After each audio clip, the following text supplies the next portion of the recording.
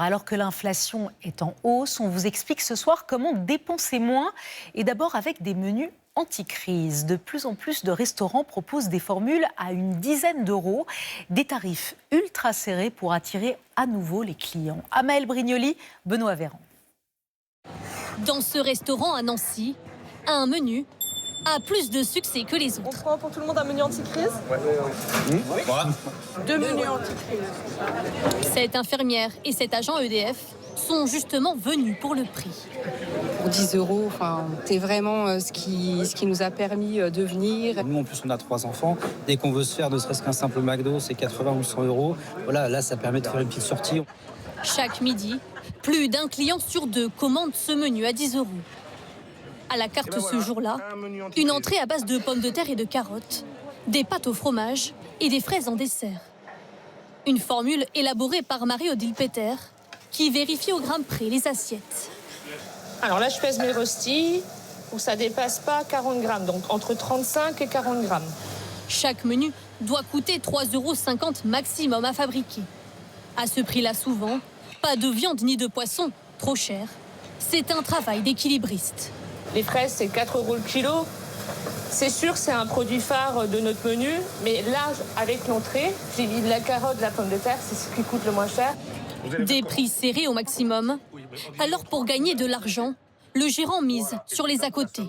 Sur cette table, on a 6 menus anti-crise. Et la petite cerise sur le gâteau, c'est qu'ils ont pris 5 boissons pour 25 euros.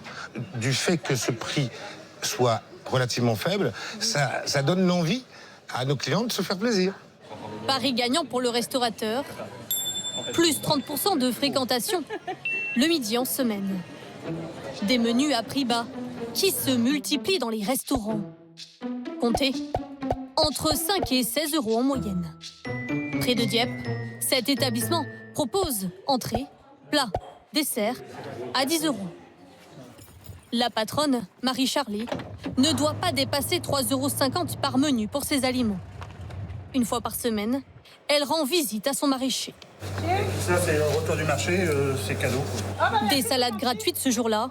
Elle établit son menu en fonction des légumes offerts. Pour le menu anti-crise, ça va être sympa. Par exemple, je vais lui demander 2 kilos de courgettes, il va m'en mettre 3. Donc le 3e kilo, voilà, je peux le passer dans mon menu anti-crise à 10 euros. 0, ça me fait 0. Pour la viande et le poisson, elle négocie avec son grossiste pour tirer les prix vers le bas. Alors moi, en dessous de 10, il y a ou 11. Allez, 11 max. Ouais, c'est ça, ça va être le filet de dorade. Que le filet de dorade, il est en 2 kilos. Ouais. En cuisine ce soir-là, pour réduire les coûts, des chutes de saumon en entrée. Et pour le plat, des crevettes achetées à moins 10%, car la date limite de consommation était courte. Je vais proposer peut-être plus souvent les mêmes menus. Je vais peut-être pas avoir toujours... Je vais essayer de varier, mais il y a beaucoup de choses qui reviennent parce que c'est les bases du pas cher. Pas cher. Grâce à ce menu anti-crise, le nombre de couverts a triplé les jeudis et vendredis soirs. Face à la flambée des prix de l'énergie, un village a décidé de tout changer. La commune d'Escours, dans les Landes, a massivement investi pour installer des panneaux solaires partout, sur presque tous les toits et même celui de l'église. Et ça donne jusqu'à 30% de moins sur la facture d'électricité des habitants et pas d'augmentation d'impôts. Camille Rijade, Thierry Breton. Au cœur de la forêt des Landes, Escours, 800 habitants. Un bourg où l'électricité coûte beaucoup moins cher qu'ailleurs et où la taxe foncière n'a pas augmenté en 18 ans. Le secret de la commune, des panneaux solaires omniprésents, jusque sur le toit de l'église et chez de nombreux particuliers. À l'image de Bruno de Baquer, toujours un œil tourné vers le ciel. 0,75 kW, ce qui n'est pas beaucoup. Pourquoi ? Parce que il n'y a pas de soleil. Il n'empêche que c'est toujours de la production et ça viendra toujours en déduction de la facture EDF. 11 000 € d'investissement pour ces panneaux. Grâce à cette installation, moins 30% sur sa facture d'électricité. 2017, 931 € d'électricité. 2025, 612. Pour moi, c'est un rêve qui devient à peu près réalité, mais si tout le monde pouvait faire ça, ça serait super. Tout a commencé par un projet municipal. Dès 2011, la commune investit 1 200 000 € dans le solaire. Sur le clubhouse de la pétanque, sur les locaux associatifs ici et ensuite sur la salle des fêtes. Aujourd'hui, 1000 mètres carrés de panneaux photovoltaïques alimentent les bâtiments municipaux, comme celui du club de pétanque. Même 12 panneaux supplémentaires qui ont été apportés. Puis, on s'empêche pas qu'il faut faire des économies quand même. Oui. Grâce à ces panneaux solaires, tout ça, la mairie nous prend en charge l'électricité. Et c'est énorme pour un petit club comme nous de ne pas avoir des frais comme ça à payer. Une énergie stockée et redistribuée vers les 340 lampadaires. Désormais, la commune est autonome à 61% en électricité. Ce qui lui permet de garder les mêmes taux d'imposition depuis 18 ans. Au prix actuel de l'énergie, si on n'avait absolument rien fait, si les mandats précédents, rien n'avait été fait, on serait à peu près à une dépense de 150 000 € par an en énergie. En réalité, elle est tombée aujourd'hui à 35 000. Et lorsque les panneaux produisent plus d'électricité que nécessaire, elle est revendue aux habitants à un prix attractif. 10 centimes le kilowattheure, 2 fois moins cher que les fournisseurs. Seule condition, une participation de 100 €. Parmi la soixantaine d'adhérents, certains n'ont pas de panneaux solaires, comme Jean-Pascal Dufourc. Il envisage désormais de s'équiper. On a une économie annuelle qui est de l'ordre de 150 €. Pour le moment, ça nous va bien comme ça. Ensuite, on est bien exposé pour que ça nous intéresse vraiment. Donc, on va y réfléchir sérieusement. L'offre est encore plus avantageuse pour les commerçants du bourg. Et ce qu'on consomme le plus, c'est en fait les congélateurs, les frigos, l'électricité toute la journée, de 7h à 20h. Le surplus d'énergie est offert gracieusement au bar tabac. 1 000 € économisés sur l'année. C'est génial. Ça permet de payer une créance. On a pu s'acheter la machine à glaçons. On a pu changer les luminaires, rajouter de la lumière au tabac qui n'y était pas. Donc, voilà, ça permet de faire ça aussi. Salut Mathieu. Un grand café? La commune veut aller encore plus loin en atteignant 90% d'autoconsommation d'ici à 2032. Et on continue notre grand format sur dépenser moins. Depuis le début de la guerre au Moyen-Orient, on vous en a beaucoup parlé, faire des travaux coûte plus cher.